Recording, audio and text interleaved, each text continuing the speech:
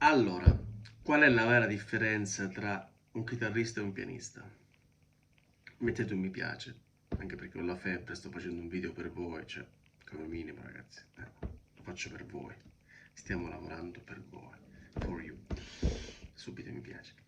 Allora, oltre alla classica, insomma, impostazione, perché il pianoforte tu basta appoggiare le dita, che ne so, tipo, e già suoni, no? Se devi fare do maggiore, tu basta che fai,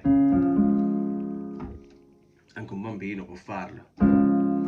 Sulla chitarra, per il do maggiore, ci vuole un po', perché devi premere qui, poi devi stare attento a non far scendere qui il polpastrello un po' troppo, altrimenti blocca. Allora devi mettere, metti le dita ad arco, ok, tac, tac, tac. Per un do maggiore pulito, insomma, ci vuole un po', non è come il piano che fai, ok? Quindi la chitarra è all'inizio un po' più difficoltosa rispetto al piano. Poi ovviamente ognuno ha le proprie difficoltà, perché il piano poi c'è la coordinazione tra mano destra e sinistra, o l'incoordinazione, perché la mano destra fa una cosa, la sinistra un'altra, e lì il cervello si deve dividere in due, gli emisferi partono.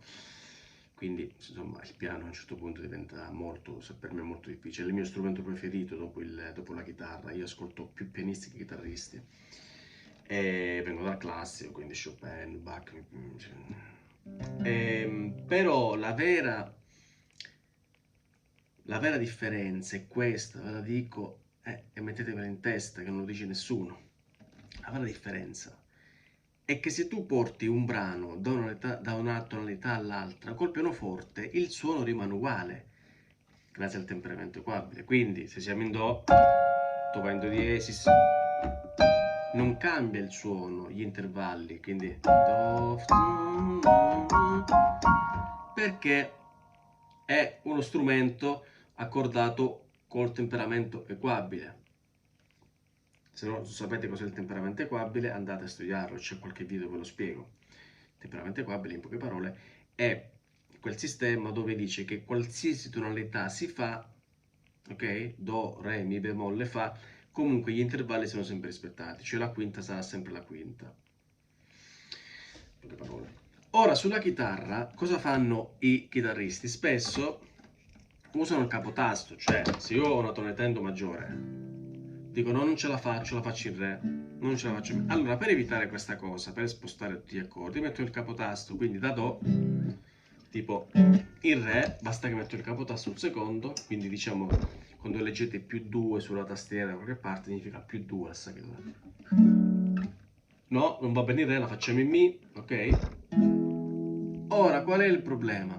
Che sulla tastiera questa cosa si può fare anche con lo shift, premi più, ma sulla chitarra quando tu metti il capotasto sul quarto tasto, le corde un po' si scordano, quindi voi ogni volta dovreste riaccordare la chitarra, perché così suona in un modo. Se la mettete sul quarto, devi riaccordare di nuovo tutto, perché poco poco si scordano, perché la pressione del capotasto fa scordare le corde. Quindi il capotasto qui ha un certo effetto, il capotasto qui ne ha un altro.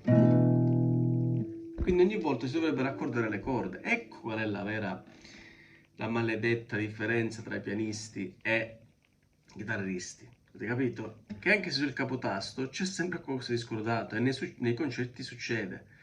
Quindi da grande voglio fare il pianista, così metto il capotasto sulla tastiera.